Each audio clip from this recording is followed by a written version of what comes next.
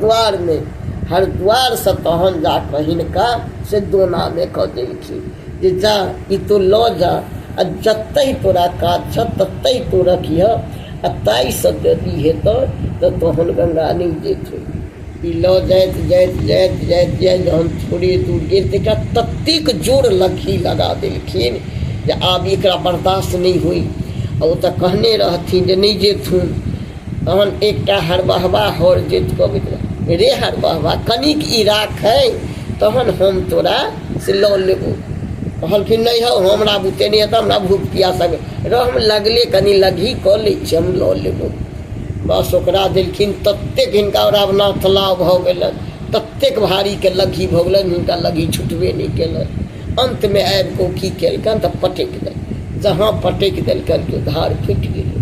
धार फुटि गेलै पड़य लगला आगाँ आगाँ ई पड़ायल जाए पाछाँ पाछाँ ओ धार खिहारने जाए। एक ठाम आबि कऽ हाथी बान्हल रहे घोड़ा बान्हल रहे जतेक सबटा दहायल रहे हाट बाजार लागल रहे। ओहिठाम ई कहलखिन समतुहे बनिया हाट बाजार एही बाटे अबै छथि सुरसैरधार। बुढ़बा सबसे जे रहे से हटि गेलै नवका सब जे रहे से कहै छै छोटी मोटी भैगरथ छितनी कपार या सार लौता सुरसैरधार हिनके बुते सुरसैरधार अबै छै। ओ सब नहीं हटल सबटा हंसोतने परोड़ने जाहिठाम ओ भीड़ रहे दिबरा दिबरी के ओहिठाम आबि कऽ ई भीड़ पर ठाढ़ भेला। ओहिठाम गंगा थपलै गेलखिन। यह गंगा के धार भेल बरखामा दिन पर क तिला संक्रांति दिन क एक तिल क से ओ कटै छै। वह भेल भागीरथक कथा। आ भागीरथक एकर गीत कहि दियौ।